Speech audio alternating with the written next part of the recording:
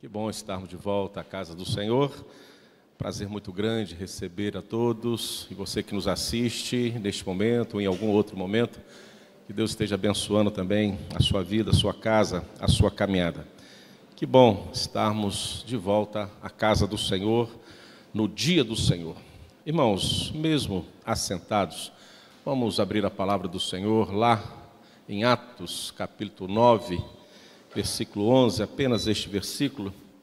Vamos ver aí como o médico Lucas deixa registrado para nós essa experiência do então Saulo, que depois se transforma no apóstolo Paulo, a sua primeira experiência de oração na presença do Senhor Jesus, após a sua conversão, aquele encontro no caminho de Damasco com o Senhor Jesus, um encontro irresistível.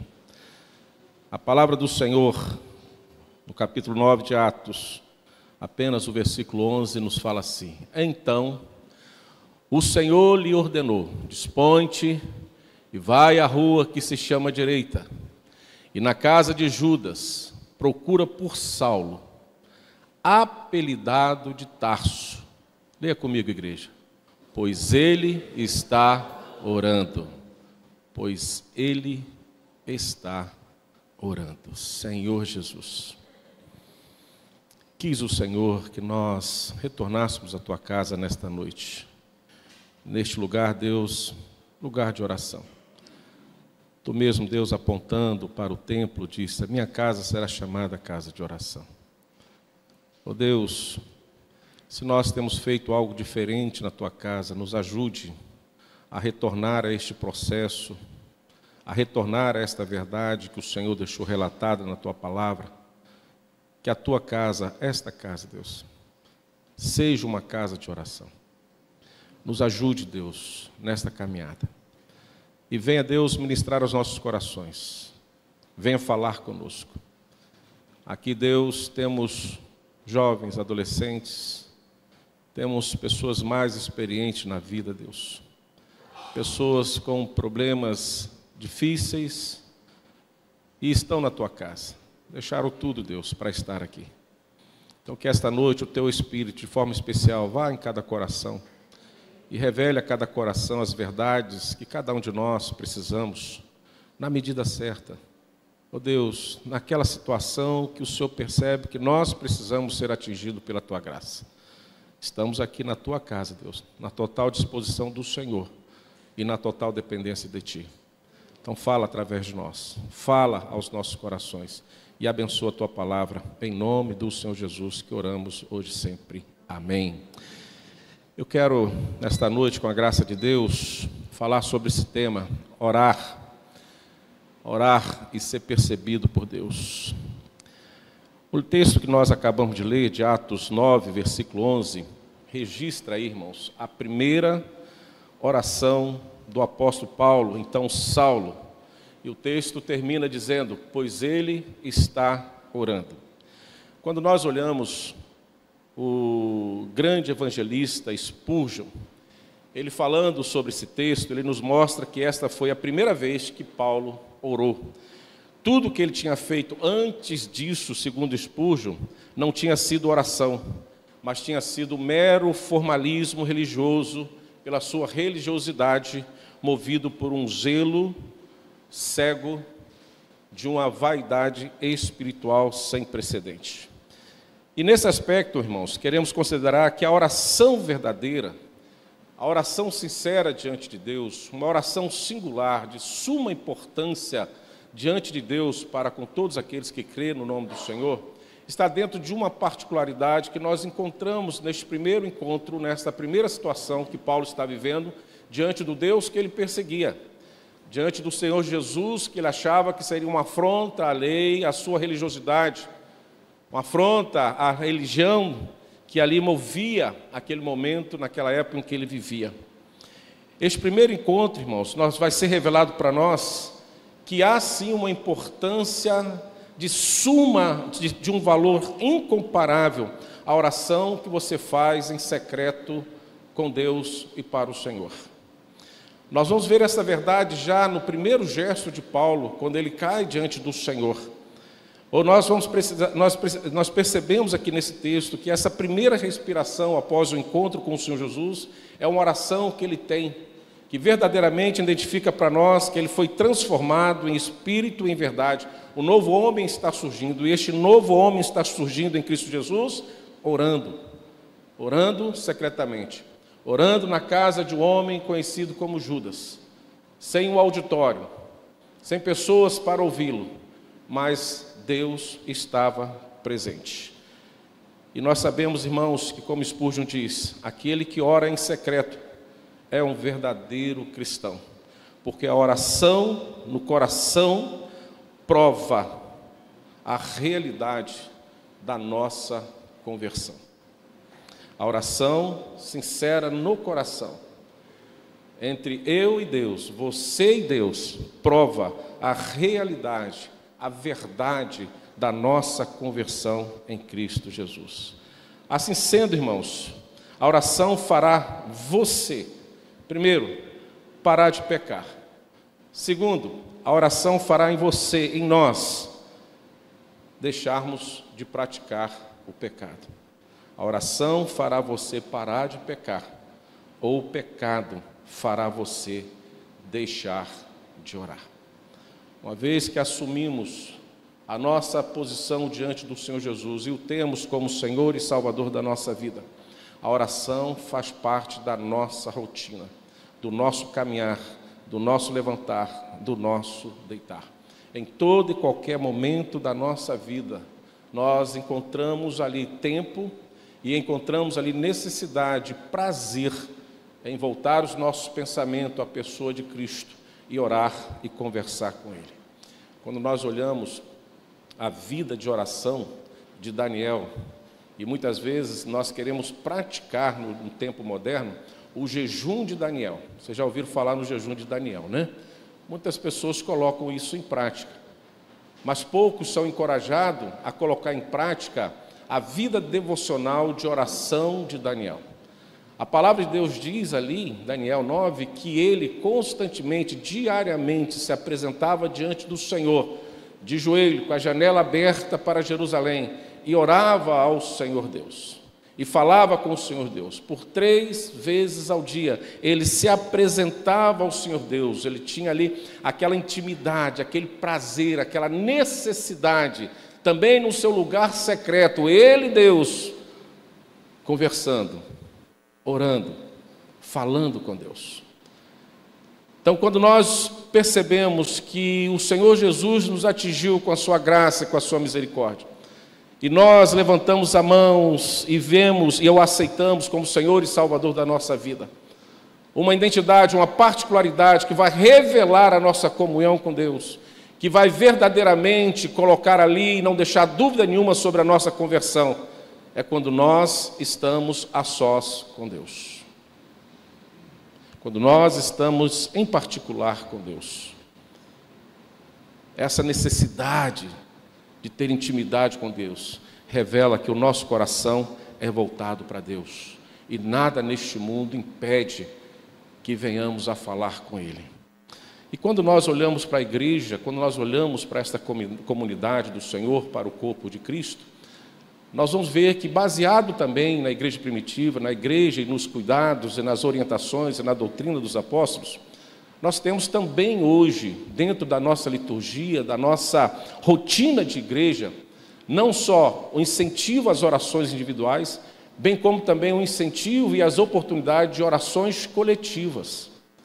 Porque eu começo a orar no meu quarto, eu começo a orar em secreto com Deus, mas também eu tenho necessidade de orar coletivamente com os irmãos, como acabamos de fazer aqui neste momento.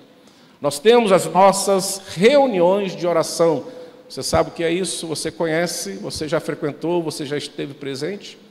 Nós vamos ver que as reuniões de oração não é uma invenção denominacional das igrejas, mas está também registrado nas Sagradas Escrituras.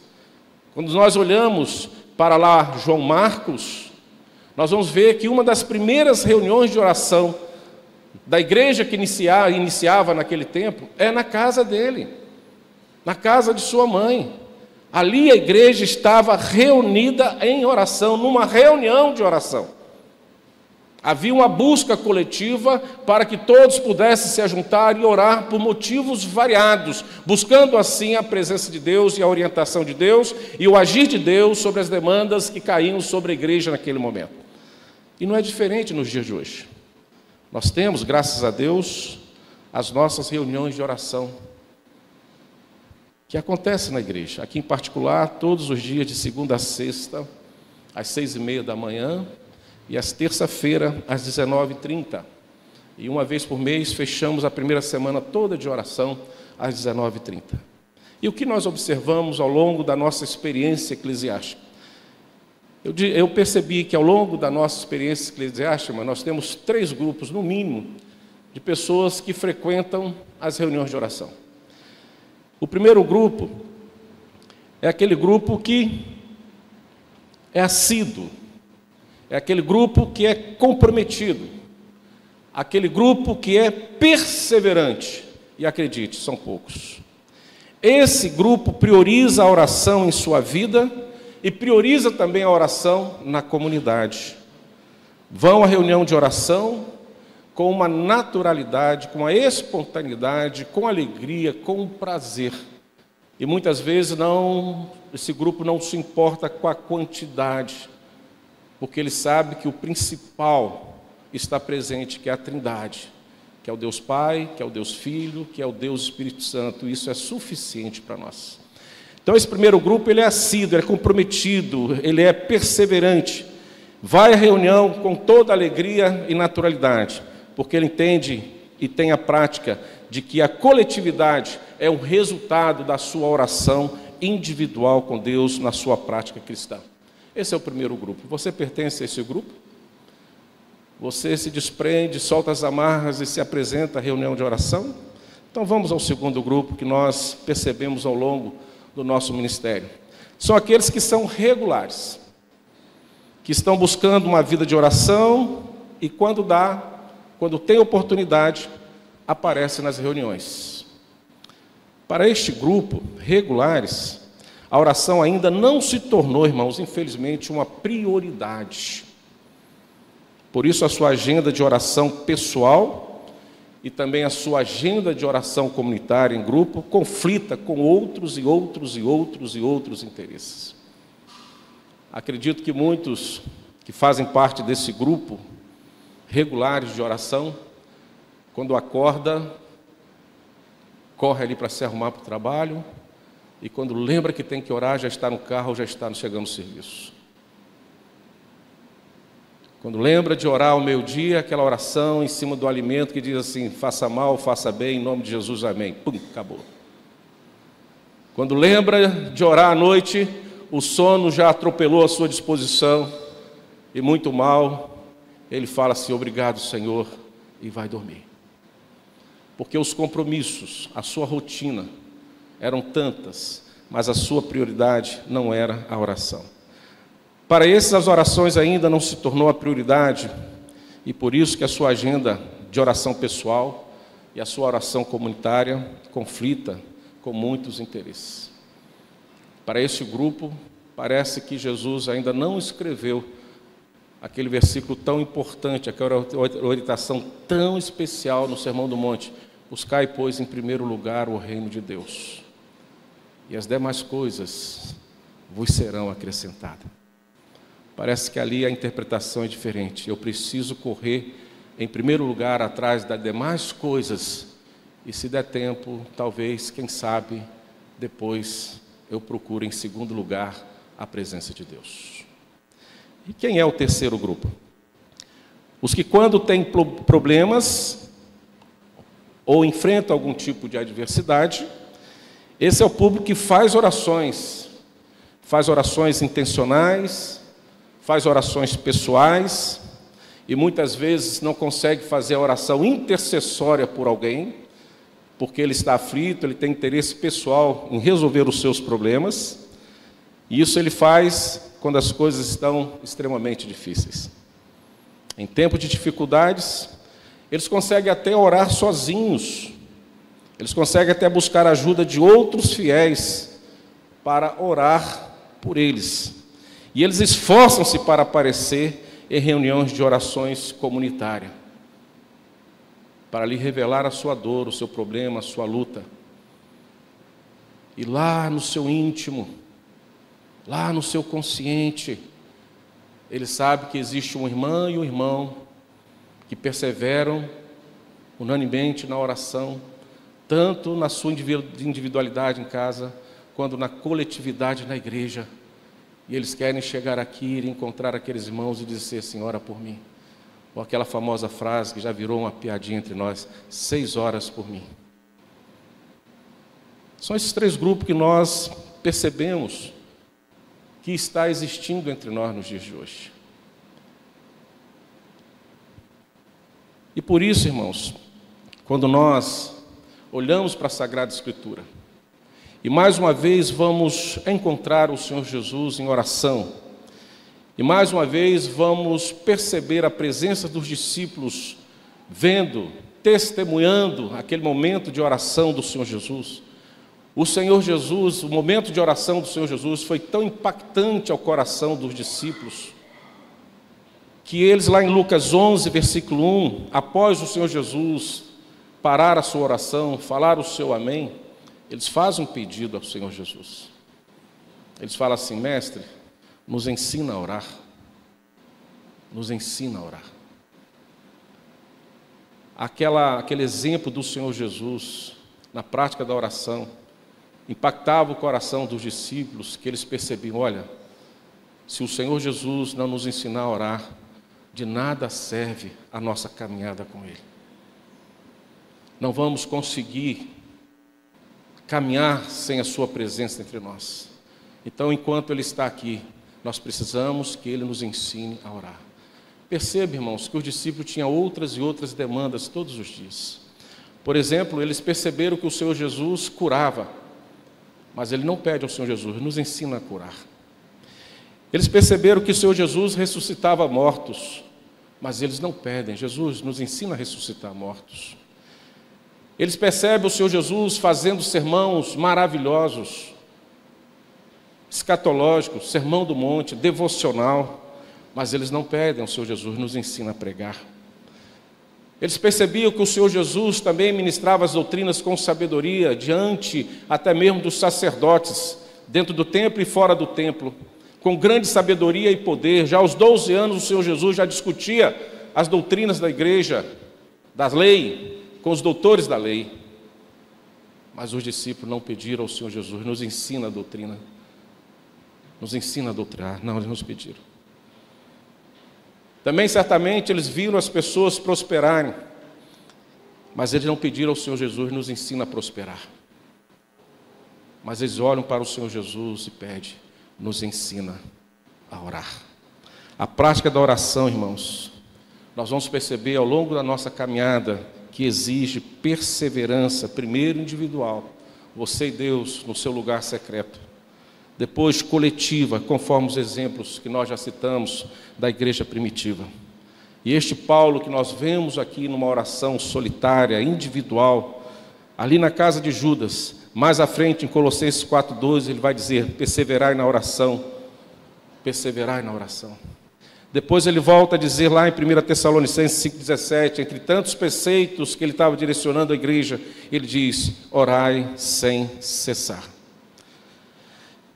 Volta a minha fala no início desse sermão, irmãos. A oração verdadeira e secreta é a primeira respiração daqueles que nasceram de novo em espírito e em verdade, daqueles que verdadeiramente se tornaram cristãos diante do Senhor. Quando nós conseguimos romper as dificuldades que nos limitam à prática de oração individual, particular com Deus, em algum lugar, quer seja da nossa casa, quer seja algum lugar da natureza, aí nós podemos dizer que estamos de fato vencendo esse primeiro degrau da vida cristã, que é a prática constante e perseverante da oração. Isso que nós vemos em Paulo, o primeiro gesto de Paulo após o seu encontro com Jesus, irmãos, foi orar. E o texto diz, dentro do seu contexto, ele fica 3 dias na casa de Judas, cego, sem comer, sem beber, Mas aquele encontro no caminho de Damasco foi tão impactante que ali ele começa a orar, a falar com Deus. E nós conhecemos a história de Paulo. E ele não para mais de orar. Ele continua orando. Ele continua jejuando. Ele continua buscando sempre a presença de Deus. Vivendo uma total dependência de Deus, ouvindo sempre a voz de Deus, o chamando para as missões pela qual ele foi vocacionado por vontade de Deus, chamado por Deus desde o primeiro momento que ele encontra com o Senhor Jesus Cristo vivo e ressurreto no caminho de Damasco. Ele percebe que o instrumento que ele tem em mãos, extremamente valioso e poderoso, que não se pode em nenhum momento negociar com qualquer outro compromisso em particular, é a oração. Ele abraça essa causa e vive pela causa. A primeira oração do apóstolo Paulo, quando ainda se chamava Saulo, o homem de Tarso, perseguido dos cristãos, Lucas registra no texto que acabamos de ler. E disse o Senhor: levanta-te e vai à rua chamada direita, e pergunta em casa de Judas por um homem de Tarso chamado Saulo. E Deus fala para Ananias, pois ele está orando. E quem era Saulo, irmãos? Antes deste momento, desse encontro com Deus, antes desse primeiro encontro com o Senhor Jesus, ele era, naquele momento, o inimigo perigoso da igreja, um perseguidor daqueles que andavam no caminho, assim que eram conhecidos os cristãos naquela época. Naquele momento que ele encontra com o Senhor Jesus no caminho de Damasco, ele já tinha em suas mãos cartas, ele já tinha autorização dos sacerdotes para ir até Damasco. E ali, quem encontrasse pelo caminho, quer seja dentro da sinagoga, em suas casas ou em praça, seja onde for, pregando o Cristo vivo e o Cristo ressurreto, esses deveriam ser presos, torturados, espancados e até mortos, assim como aconteceu com o diácono Estevão. E este momento é presenciado por Saulo. E Saulo, quando recebe as roupas de Estevão, chamuscada de sangue, tornou-se uma fera indomável, indo para Damasco, para prender os demais cristãos e trazê-lo para Jerusalém e julgá-los. Este é um pequeno e breve relato do que era Saulo antes do encontro do Senhor Jesus. E por que Saulo queria julgar os cristãos naquele momento, daqueles que andavam no caminho? Porque no pensamento, na concepção de Saulo, eles precisavam ser punidos porque abandonaram a antiga religião e agora estavam adorando um outro Deus, conhecido como Jesus, o Cristo vivo, e não apenas o Elohim. E quem não adorava o Elohim era considerado idólatras, e naquele momento, pela lei, os idólatras teriam que morrer. Não era apenas uma perseguição aleatória, por prazer de perseguir, mas por um zelo baseado no seu entendimento da lei. Uma religiosidade que o levava a praticar atrocidades contra o povo de Deus. Este era Paulo. Mas quem derruba Saulo? Quem desce sobre este homem tão rigoroso, vigoroso, cheio de autoridade, contra aqueles que caminhavam, que estavam no caminho, contra aqueles que serviam ao Senhor Jesus naquele tempo? Quem desce e derruba Saulo? Nós vamos ver no Atos 9, versículo 4. O Deus vivo se apresentando: Saulo, Saulo, por que me persegues? E ali o coração de Saulo se transforma, e a obra de Deus no coração de Saulo demora 3 dias, 3 noites, aonde nós percebemos que ele não comeu e nem bebeu. Deus vem ao encontro de Saulo, Deus vai ao encontro de Saulo e se apresenta para ele: eu sou Jesus, a quem tu persegues. Mas Deus não para por aí. Deus vem, desce sobre Saulo, o derruba ali em Damasco, no caminho de Damasco, mas depois de 3 dias Jesus desce de novo do céu, novamente, e vai falar agora para um outro homem, conhecido como Ananias, e vai dizer para ele, e quando Saulo começa a orar, ora e continua orando, Jesus vai até Ananias e fala para ele o texto que acabamos de ler. Disse-lhe o Senhor a Ananias: levanta-te e vai à rua chamada direita, E pergunta em casa de Judas por um homem de Tarso chamado Saulo, pois eis que ele está orando. Paulo está orando. Deus desce a Ananias. E aqui eu abro um parênteses e te falo uma coisa.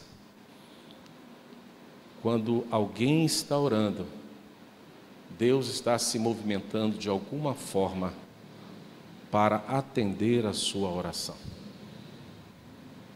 Deus está se movimentando de alguma forma para atender aquela oração. Deus, por ser Deus, Ele tem um controle de todas as coisas em suas mãos. Tanto do justo, tanto daqueles que são ímpios, não justos. Mas quando alguém está orando, Deus inclina, como diz o salmista, e fica ali em atenção plena à oração daqueles que estão buscando a Ele. Essa experiência acontece com Paulo. Deus movimenta Ananias para ir lá visitar a Saulo. Verdade que no Velho Testamento nós vamos ver Deus atendendo as orações de várias formas. Ele manda raios, fogo do céu. Nós vamos perceber Ele que manda o povo gritar, tocar trombetas e etc., e a muralha vai cair. De várias formas o Senhor vai atendendo as orações, se manifestando com poder e graça, sinalizando para o seu povo que nós precisamos manter a chama da oração acesa constantemente em nossos corações. E quando nós olhamos para esse texto, irmãos, de Atos 9, 11, que acabamos de ler, presta atenção no que está acontecendo aí. A singularidade, de tamanha importância e valor, que revela aos nossos corações uma experiência que Saulo, naquele momento, vai ter com o Senhor Jesus, e que reflete em nossos dias hoje também, quando estamos orando e falando com Deus. Quando Paulo está orando, nós vamos ver que o Senhor Jesus anuncia e revela a Ananias que Paulo está orando. Olha que coisa fantástica. Alguém está simplesmente orando em um quarto, em uma casa, em um lugar qualquer, e Deus está atento e sabendo que alguém ora aqui na terra. E a sua voz, aquele que está orando, a sua voz está chegando até o trono de graça do Senhor Jesus. Quando alguém tem essa intimidade com Deus de oração, irmãos, você pode estar orando em todo e qualquer lugar, que Deus está tendo conhecimento da sua oração. Mas quando nós olhamos, irmãos, para Apocalipse 2, 4 a 5, para a igreja de Éfeso, nós vamos ver lá um aviso, nós vamos ver lá uma advertência para aquela igreja. Versículo 4 e 5, capítulo 2 de Apocalipse diz assim: tenho, porém, contra ti que abandonaste o teu primeiro amor. Versículo 5, lembra-te, pois, de onde caíste, arrependa-te e volte à prática das primeiras obras. E se não, venho a ti e moverei do seu lugar o teu candeeiro, caso não te arrependas. Eu quero trazer aqui, irmãos, que se caso nós temos como igreja, como servos e servas do Senhor Jesus, abandonado esse primeiro amor, que aqui é o sentido de dons, de talentos, de compromissos para com a igreja e para o reino de Deus, se alguma coisa neste mundo material tem nos impedido e nos feito abandonar esse primeiro amor, e hoje especificamente a oração, se você deixou de orar ou parou de orar, ou desistiu de orar, não consegue mais orar, a palavra de Deus está dizendo para você: volte ao primeiro amor, aquilo que você abandonou. Olha onde você caiu e parou de praticar as obras. E ele diz um alerta: se não, venho a ti e moverei do teu lugar o teu candeeiro, caso não te arrependas. Se nós abandonamos este primeiro amor, essa ordenança do Senhor Jesus, essa vontade de Deus da oração, se nós não voltarmos com urgência à prática da oração, o que já temos não servirá de nada para a nossa existência. Venho a ti e moverei do seu lugar. Então muitos devem bater no peito e dizer assim: eu não tenho uma vida cristã e estou muito bem e obrigado. Estou bem financeiramente, estou bem de saúde, eu não preciso estar envolvido com nada disso da igreja. Mas a palavra de Deus diz para nós hoje, se nós não voltarmos à prática da oração, Deus vai remover o que nós temos. Deus vai vir sobre nós com juízo e revelar a nós a importância. O que nós temos da igreja de Éfeso, irmãos, é que eles não voltaram ao primeiro amor, às práticas das Escrituras. E foi uma igreja que foi removida, que foi vencida. Então lembra-se disso. Deus conhece e sabe as nossas orações. Ele anuncia a quem de direito se estamos orando ou não. Segundo, nós vamos ver nesse texto que Jesus, quando vai falar a Ananias, que Saulo estava orando, perceba isso, querido. Jesus dá o endereço. Olha que coisa interessante. Ananias não sabia. Primeiro, o próprio Deus desce a Ananias e fala: Paulo está orando. Vai a Ananias e revela tudo o que ele precisa fazer. Mas no versículo 11 que nós lemos, nós vamos ver que o próprio Jesus começa a revelar a Ananias o endereço: vá à rua chamada direita. Não é um absurdo quando nós pensamos que Jesus não está vendo a nossa dor. Não é um absurdo isso. A nossa aflição ou a perseguição sobre nós. Deus conhece até o endereço que nós moramos. Eu acredito que alguém lendo essa passagem teve o discernimento de inventar aí o GPS. E olha que o GPS ainda nos leva para alguns endereços errados. Mas o próprio Deus, quando percebe que alguém está orando, se revela a quem de direito e dá o endereço correto. Então, se você está orando, Deus sabe onde você está orando. Se alguém está orando por você, Deus sabe quem está orando por você e sabe o alvo desta oração. Olha só que segunda percepção nossa nesse texto. Primeiro, o endereço, a rua chamada direita. Segundo, querido, Jesus sabia a casa. Em casa de Judas. Nós não conhecemos quem é o Judas. Não era aquele Judas que traiu Jesus, nada a ver.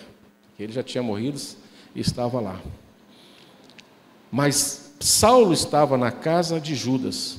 Mas Jesus sabia também de que casa estava subindo um clamor, um incenso, uma libação, e sempre foi e sempre será assim. Jesus sabe exatamente onde você está. Quantas casas, quantos apartamentos tem aonde você mora? No seu condomínio, na sua rua? Quantas casas tem no seu bairro, na sua cidade, no seu estado, no seu país? Quantas residências tem neste mundo, irmãos? Se tem alguém orando, Deus sabe onde está vindo essa oração. Deus conhece. E Deus, quando dá o endereço, Ele dá com CEP e CPF, porque Ele percebe do céu de que alguém estava orando ou está orando e tinha um lugar certo.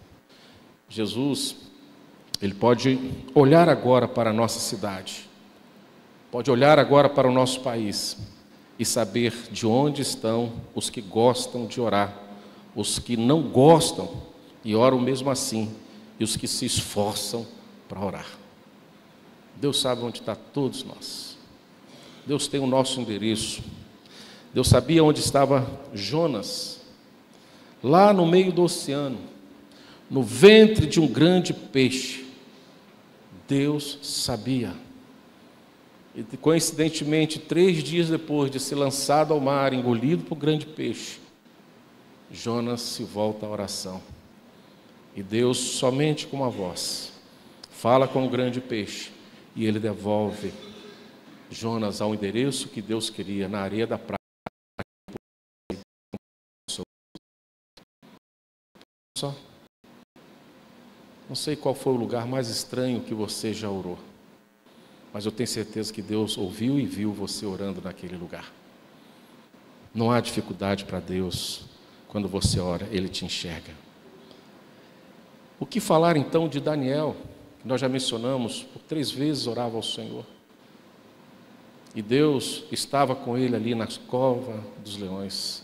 Deus conhecia os leões, Deus sabia, Deus se fazia presente. E os seus amigos, que estavam ali sendo lançados à fornalha, mas com uma vocação individual de um temor e tremor diante de Deus, não se curvou diante do rei.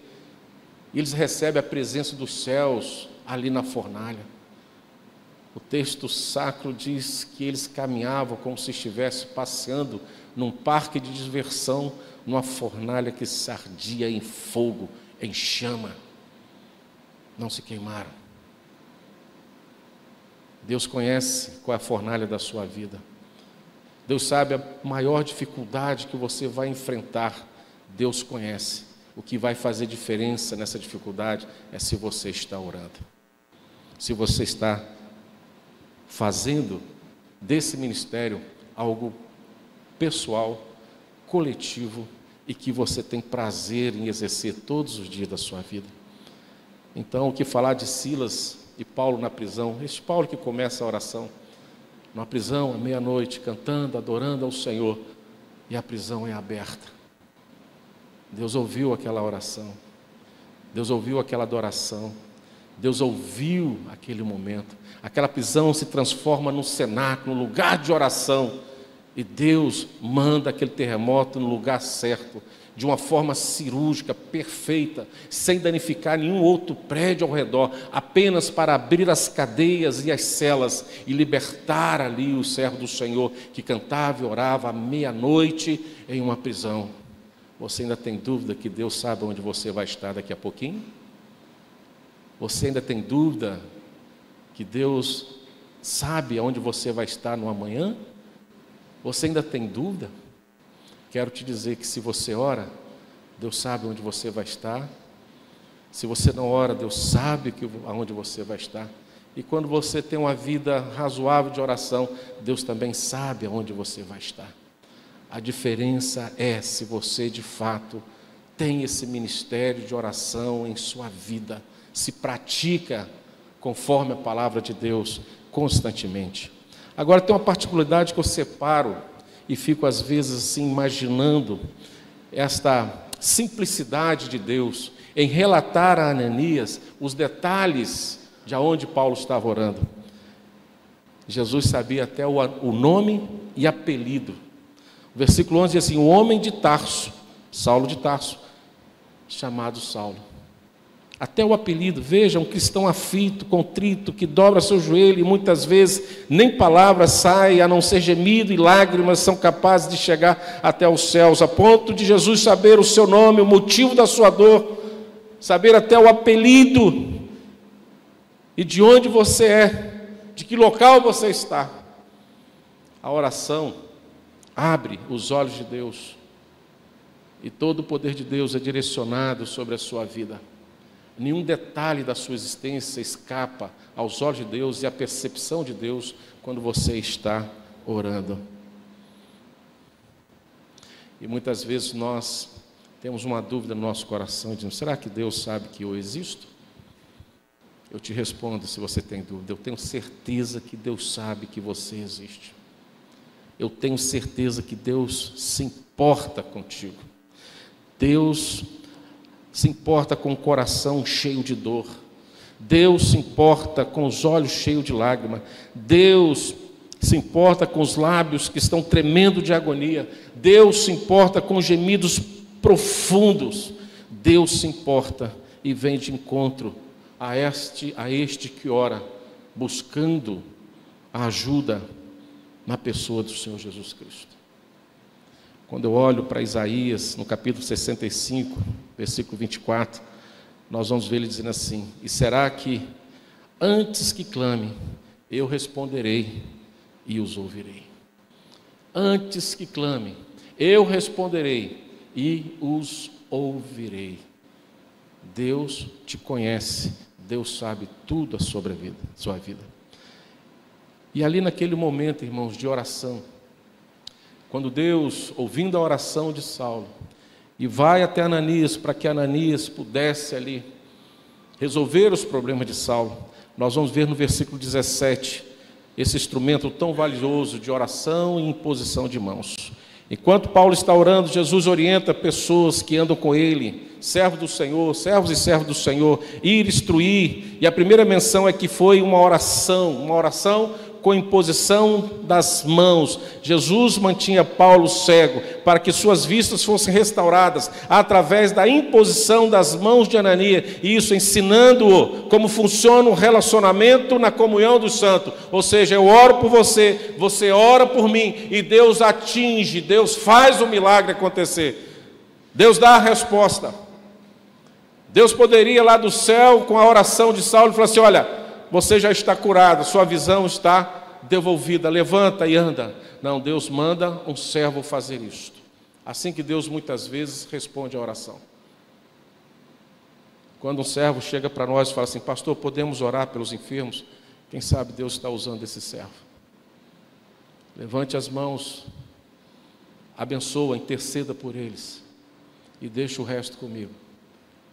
O que Deus fala a Ananias: vai até Saulo, impõe as mãos sobre ele, e este gesto revela a Saulo como que tem que ser feito ao longo da sua existência, do seu ministério. Por isso que Paulo não se cansa em orientar a igreja a orar uns pelos outros, a orar por ele, a orar pelos inimigos, a orar pelos homens, pelas autoridades, orar pelos enfermos, orar para que a palavra fosse entregue com intrepidez, com ousadia. A todo momento ele fala assim: ore por mim, porque eu também não me canso de orar por vós, porque é assim que funciona o mecanismo dentro do povo de Deus, é um orando e o outro agindo com a vontade de Deus, em benefício daqueles que estão orando a todo momento e buscando a presença do Senhor. Aqueles que oram são instrumentos de Deus, instrumentos vivos da ação de Deus para com o próximo. É assim que funciona a comunhão plena das orações dentro da igreja. Não é em vão a nossa oração.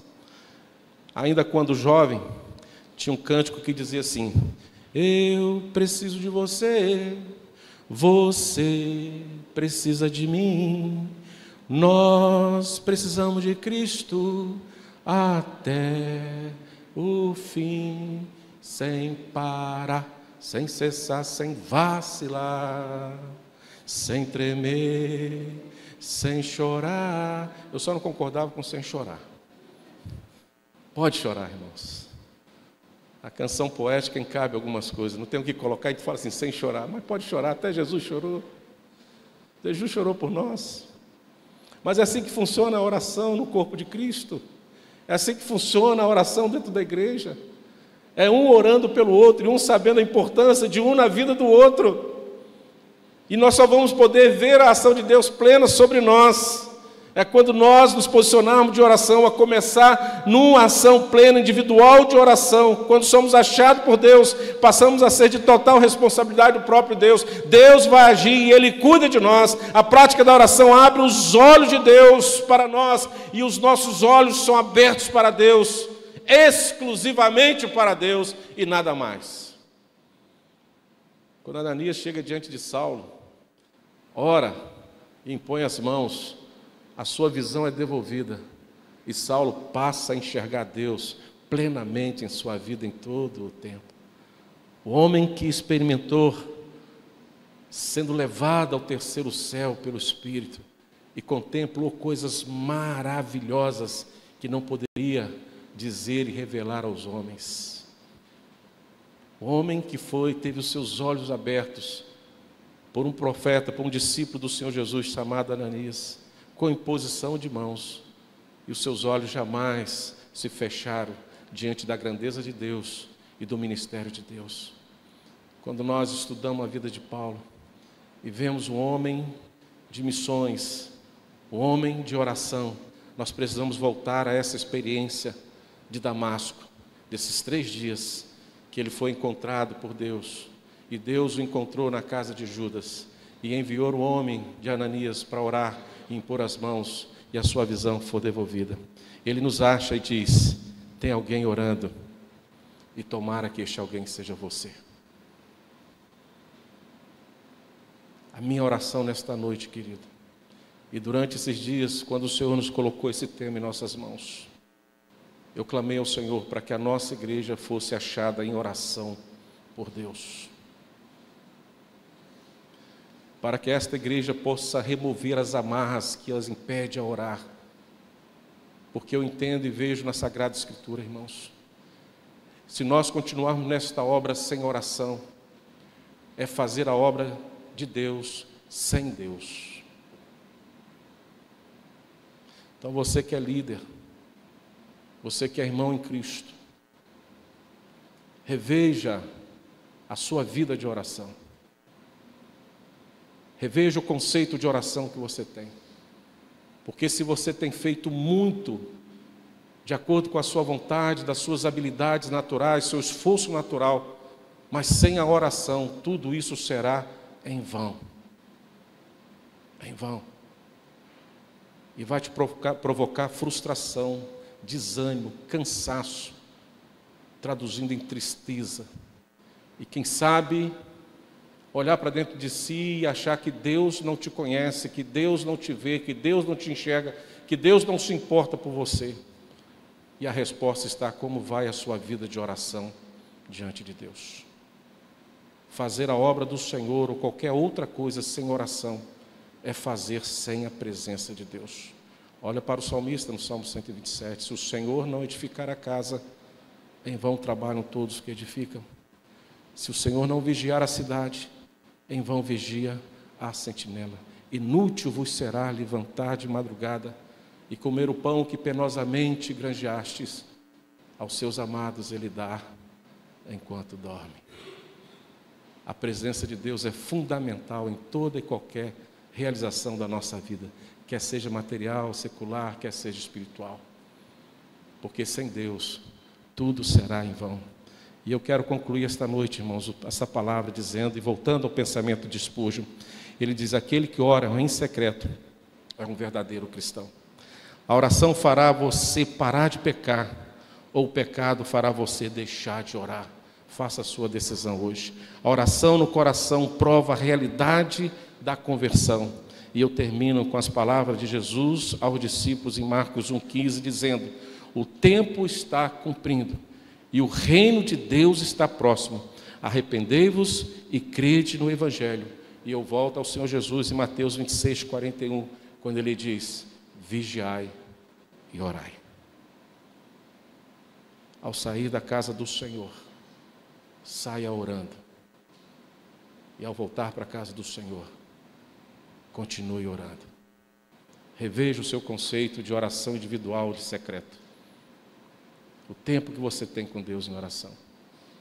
E reveja o porquê que você não consegue chegar num dia de oração que a igreja está com as suas portas abertas. Quem sabe nós retornando a essa prática do primeiro amor, que a igreja que nos antecedeu fazia com muita alegria, com excelência e com poder e graça, a igreja do tempo presente tem desistido. Tem desistido. E eu desafio esta igreja a viver pela oração e com oração. E eu tenho certeza que algo novo vai acontecer aqui. Deus pode fazer tudo de novo em nosso meio, se nós nos voltarmos a Ele, conforme a palavra de Deus nos orienta.